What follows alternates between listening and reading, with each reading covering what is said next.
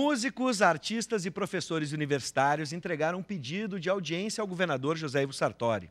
Eles fazem parte de um comitê contrário ao que chamam de golpe na presidência da República. No encontro com o governador, o grupo quer discutir a liberdade de manifestações públicas.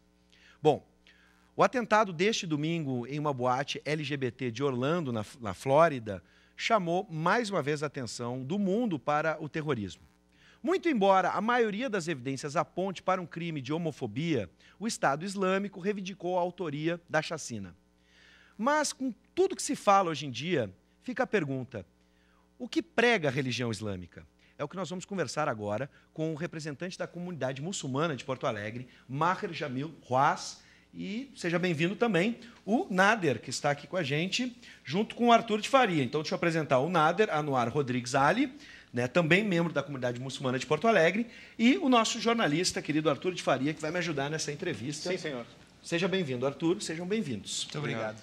Bom, vamos começar com a primeira pergunta, Arthur, que é a seguinte: depois dos atos terroristas, principalmente depois de 11 de setembro, vocês acreditam que há uma certa imagem negativa, há um preconceito com a religião islâmica, com o islamismo, a partir de 11 de setembro de 2001? Muito bem. Bem, aqui no Rio Grande do Sul, vivemos, graças a Deus, numa harmonia muito acima do esperado e do que a gente vê aí ao redor do mundo. Aqui o nosso preconceito ele praticamente não existe. Vivemos de uma maneira bem democrática. O Brasil é um país que tem nos recebido muito bem. O povo gaúcho é um povo muito acolhedor, é um povo muito solidário. Então aqui a gente realmente não tem nenhum tipo de preconceitos em relação ao que aconteceu. Mas a gente não pode imaginar que isso ao redor do mundo não vá acontecer, pois ocorre. O povo muçulmano acaba sendo muitas vezes excluído ou às vezes agredido, enfim, pelo fato de existirem esses preconceitos ao redor do mundo. Mas aqui realmente a gente não tem esse problema. Deixa eu até, antes, Arthur, de passar a palavra para tu fazer a primeira pergunta, vamos ser mais gentil. Ver se a minha pronúncia está correta, né? A gente deveria ter aberto essa entrevista com Assalamu alaikum. Wa alaikum salam. A tradução seria que a paz esteja com você? Isso. Muito bem, realmente. Já podemos começar assim, fica mais bonito, né, Arthur? Eu tô voltando agora há pouco de 2 semanas na Turquia, que é um estado laico, né? Sim. Mas que a maioria da religião é islâmica. Temos ortodoxos também, né? Tem de tudo, tem de tudo. Sim. E tem de tudo convivendo também bem. Teve aqueles 2 atentados que tiveram agora, que não tinha nada a ver com religião, né? Eram dos curdos, do partido curdo ilegal, o PKK. E aí tu vê, tá no mês do Ramadã, né? Que é o mês religioso e tal. E eu, pela primeira vez, tive contato, por exemplo, fui no Museu de Cultura e História Islâmica, né? E aí a gente vê que é aquela velha história, né? Das religiões, da beleza original dos seus textos sagrados, da beleza original da proposta das coisas, e que a canalice, infelizmente, é uma das coisas mais democráticas da humanidade. Em todas as áreas, de todas as religiões, de todas as culturas, tem. E aí as pessoas acabam pagando pato, né? Pelas generalizações de coisas. Sim. Então, assim, eu peguei um Corão para ler, inclusive, esse tipo de coisa. E aí tu vê no mesmo museu, por exemplo, o cajado do Moisés, a espada do Davi, né? Vários fios da barba do profeta. Então, tudo convivendo no mesmo lugar, um mesmo lugar sagrado para todas as religiões. Mesquita, que de um lado é mesquita, do outro lado é igreja cristã e tal. Então, muito mais do que qualquer coisa, é a nossa ignorância com relação ao outro, né? E a ignorância com relação ao outro fomentada daí por várias coisas, né? Todo o interesse americano em fomentar esse tipo de coisa. Era isso que eu queria entrar. A formação de estereótipos, como a gente estuda, né? Ela sempre tem uma intencionalidade por trás. Sim. E os Estados Unidos, que é a maior indústria deles é a indústria de armamento, eles precisam sempre ter um inimigo, que é o inimigo contra o qual vai ser feito guerra para vender armamento. Sim. Eu acho que essa pode ser a primeira pergunta minha para eles. Né? Não tem mais os inimigos comunistas, precisa escolher um outro grande inimigo. Sim. Vocês acham que esse inimigo escolhido foi, de uma certa forma, o Islã, assim, a religião? Não restam dúvidas. É que o que acontece é o quê?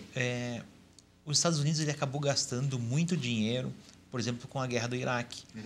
Aquilo ali acabou se tornando um cemitério de soldados americanos e um banco central de porta aberta para eles.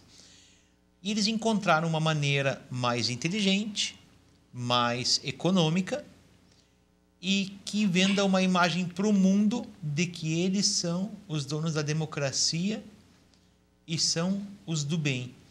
E criaram o que nós conhecemos como Estado Islâmico, que é o ISIS em inglês. Que acontece o quê? Nós, muçulmanos, não reconhecemos o Estado Islâmico como islâmico. Aquilo não é formado por muçulmanos, não tem soldados muçulmanos, porque a religião muçulmana ela é bem clara ao dizer que quem mata uma única pessoa é como se estivesse matado toda a humanidade. Ou seja, o maior pecado que um muçulmano pode cometer é matar uma outra pessoa, independente da origem ou do credo ou da personalidade dela. Então, se criou esse Estado Islâmico, saíram matando em massa, criaram uma grande guerra civil, onde o Estado Islâmico passa, ele cria essa guerra civil. Eles vendem armas para os dois lados. Ao invés de gastarem, faturam. Se tornou um grande comércio e continuam com aquela imagem de democracia e está tudo bem. Sim. Bom, uma questão, Arthur, que tu levantaste aí quando falaste da Turquia, um Estado laico, muitas pessoas confundem etnia, religião. Então, eu vou pedir para vocês, Maher e Nader, se puderem nos explicar, né, para quem está em casa, diferenciar o que é o muçulmano, o que é o árabe, né? O que é, por exemplo, existem outras nacionalidades, né, outros continentes, afinal de contas são mais de 1 bilhão de seguidores espalhados por todo o mundo. Então, para a gente poder entender o que é o muçulmano, o que é o árabe e tudo que se fala por aí. Certo. Hoje nós temos no mundo 1 bilhão e 500 milhões de muçulmanos. É 1 bilhão e meio de muçulmanos. Isso é muito muçulmano. Obviamente que nem todos eles são árabes. Nem todo muçulmano é árabe. E nem todo árabe é muçulmano. O árabe é toda aquela pessoa que vem da origem de um povo árabe do Oriente Médio, que fala o idioma árabe. E muçulmano é aquele que segue a religião muçulmana, que segue o Corão e o profeta Maomé, que a paz esteja com ele. Esse sim é o muçulmano. Muitas pessoas confundem os dois, porque a própria mídia imperialista, ela faz esse sentido de fazer uma bagunça na cabeça das pessoas entre muçulmano e árabe, principalmente pelo vestimento, porque o vestimento do muçulmano ele é muito parecido com o vestimento árabe.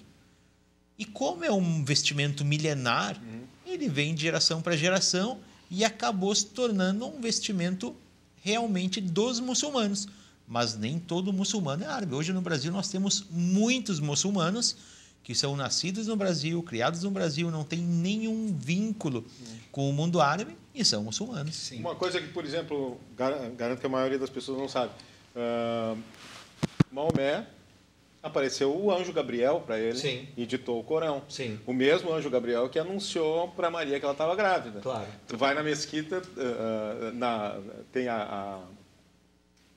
não tem imagem, né? Mas Sim. tem a mesquita principal lá, que hoje é um museu, que foi mesquita e que foi igreja, tem o anjo Gabriel, tem os escritos, né, com trechos do Corão e tal. E tem essa coisa também da ciência, né, que era uma coisa do Islã, tanto que hoje tem muitos cientistas que se convertem à religião islâmica, porque tem essa coisa de incentivar o conhecimento de que todo mundo é igual, de que homem e mulher é igual. Tudo isso foram novidades que vieram no Corão. Né? Tu falou em questão de ciência agora, a palavra expansão do universo, ela está no Alcorão. Então, ela está desde 1.400 anos atrás, essa expansão do universo já está no Alcorão. Sim. Coisa que é dita agora, há pouco nessas décadas de agora nossa, é dito pelos cientistas, no Islã já vem há mais de 1.400 anos. Então, o Islã atrai muita gente com conhecimento, conhecimento em ciência. A questão embrionária também, a questão da criação humana no ventre da mãe, também o Islã explica desde o início. Então, como poderia um homem, né, naquela época, quem não sabia nem ler nem escrever, ele era letrado, o profeta Muhammad. E não foi ele que escreveu o Corão. Ele só ouvia e recitava, e os companheiros dele escreviam por ele. Então, a ciência no Islã é muito forte. Então, no Islã, a ciência não tem aquela pergunta, e se a ciência e a religião andassem juntas? Não, o Islã anda junto, e a ciência junto. Eu lembro aqui de alguns pontos, né, que envolvem ciência e religião, Islã e ciência, a criação dos hospitais, uma invenção islâmica. O SUS surgiu primeiramente no Egito. Pois é. Foi no Egito. Lembro também aqui, eu tenho que chamar uma invenção tecnológica, não sei se foi um muçulmano que fez, mas faz parte da tecnologia e nós usamos aqui na televisão, você pode participar, 9588-2374, esse é o nosso WhatsApp, bota no celular e mande a sua participação. Só estava lembrando aqui também de textos gregos que foram recuperados através de cientistas e filósofos muçulmanos. Traduziram para a Europa. Eles Exatamente. mesmos levaram para a Europa esses textos e traduziram porque em geral. Os textos estariam perdidos. Sim, né? a gente pensa no ano 1000, por exemplo. Como é que estava a Europa e como é que estava... Bom, olha só, o tempo está acabando, tem muitas questões e o pessoal está participando bastante. Eu nem chamei e já tem participação. Isso é muito interessante. Eu vi na TV uma pesquisa que disse que a maioria dos terroristas nesses atentados não cresceram em uma família islâmica. São pessoas que se dizem convertidas ao Islã. Poderiam falar sobre isso? Fábio de Gravataí, obrigado pela audiência, Fábio. Nós temos muitas pessoas convertidas ao Islã. Nem todos os muçulmanos nasceram muçulmanos. Então, o que acontece? A essência da pessoa é dela. O lugar que ela frequenta, os amigos dela, o modo que ela conduz a vida. O Islã ensina para a pessoa que ela não pode maltratar o próximo. Se eu tivesse aqui uma planta, eu ia mostrar para vocês uma planta. Nós não podemos nem arrancar a folha de uma planta, porque ela é uma obra divina. Tudo aquilo que é criado por Deus, o muçulmano não tem o direito de danificar. Agora, imagina um muçulmano poder tirar a vida de alguém, ou machucar alguém, ou fazer mal para alguém. Então, essas pessoas que elas entram para o Islã e acabam se desvirtuando, isso é para algum problema delas pessoal e não da religião. Sim. A questão central, Arthur, a gente não pode fugir, já que está acabando, né? A respeito do que aconteceu nos Estados Unidos, né? O islamismo condena o homossexualismo? Não, o islamismo ele não condena o homossexualismo. O islamismo, ele respeita toda e qualquer obra humana. Os sexos a respeito do Islã são como foram criados por Deus. Agora, o que cada ser humano vai escolher em relação à sua sexualidade, isso é uma questão de cada um. E jamais poderia um muçulmano ou qualquer pessoa no Islã tirar a vida de alguém pelo fato dela não seguir a sexualidade dela enviada por Deus. Mesmo que o Islã, por exemplo, não permitisse algo que fosse feito por alguém, o máximo que um muçulmano pode fazer ao próximo é ir lá e aconselhar ele e dizer o que é certo e o que é errado, mas jamais puni-lo, muito menos tirar sua vida. Vamos para mais um WhatsApp, Arthur de Faria. Me ajuda aqui. Parabéns pela iniciativa, sou telespectador assíduo do Conexão e quero agradecer ao Bives e a todos esclarecer esse assunto. Sou católico e acredito no relacionamento entre as pessoas, independente de sua crença, cor ou opção sexual. Somos todos filhos do mesmo Pai e irmãos em Cristo. Paulo César está fazendo esse comentário. É importante a gente falar sobre... aqui nós temos o grupo interreligioso em Porto Alegre, que busca o diálogo. Né? O Arthur citou a Turquia, que esteve lá. Né? Essa convivência entre as religiões e até mesmo a proximidade entre cristianismo e judaísmo. Em cima disso, eu pergunto, né, a proximidade, de fato, o Islã tem uma ligação muito próxima ao judaísmo e ao cristianismo? Nós somos, eu e o Nader, descendentes de palestinos. Na Palestina, nós temos 3 religiões em um único só lugar, que é em Jerusalém. Nós temos tanto o catolicismo, o islamismo e o judaísmo. E o Islã, a obrigação de todo e qualquer muçulmano é respeitar a religião do próximo. Então, nós não podemos intervir ou atacar ou tentar prejudicar aquela pessoa que não segue o Islã.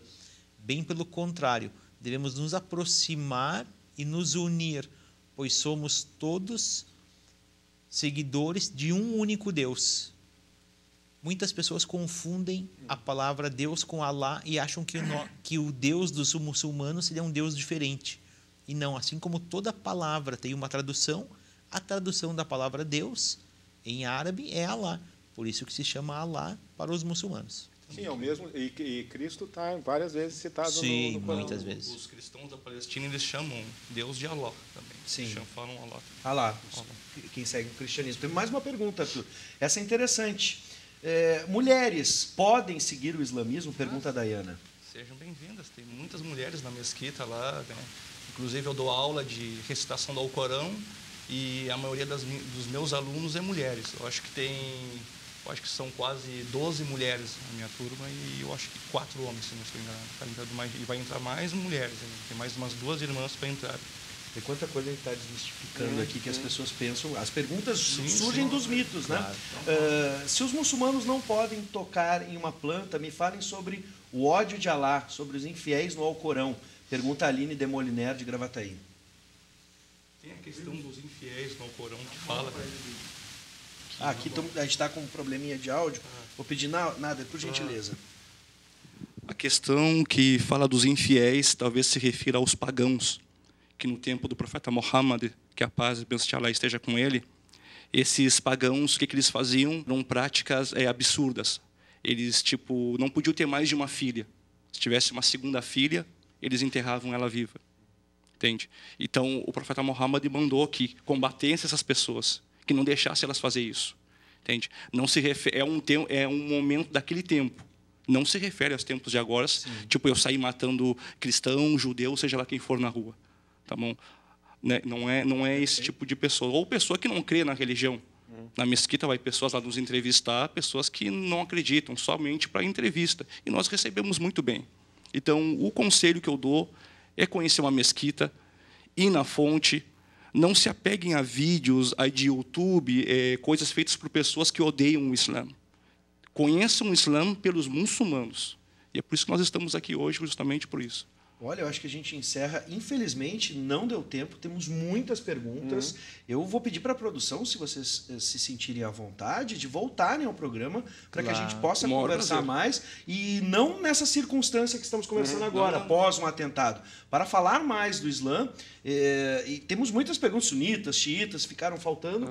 Mas acho que esse conselho final foi importantíssimo. Procure um muçulmano para saber do islamismo. Eu posso falar onde fica a mesquita em Porto Alegre? Por favor, Nader. É no centro de Porto Alegre, na Rua Doutor Flores, número 62, 10º andar, sala 1001. Algum contato por telefone? 32 12 16 16. É o número da mesquita mesmo. E a gente tem a fanpage do Centro Islâmico de Porto Alegre. Você pode acessar também o contato via Facebook. São todos muito bem-vindos, independente se vão se converter ao Islã ou não. Isso para nós não faz diferença nenhuma. O importante é que as pessoas tenham acesso, tirem suas dúvidas, recebemos todos de braços abertos. Olha, eu quero agradecer muito, demais, a presença de vocês. Sejam sempre bem-vindos aqui à Ubra TV. E Arthur de Faria, assalamu alaikum. Muito bem. Muito obrigado. Nós que a paz esteja com todos nós aí de casa.